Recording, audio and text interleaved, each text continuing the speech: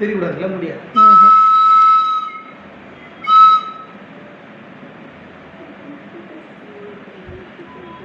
இருமா ஒரு நிமிஷம்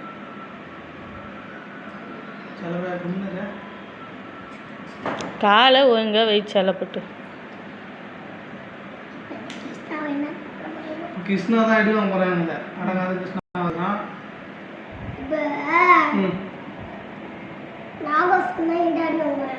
யார் நாங்க சொல்றா?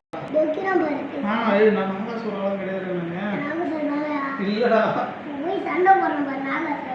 நீயா இந்த சைடு சரி கிட்டா இரு கம்னு எந்த பக்கம் வைக்கலான்னு பாக்குறப்பா.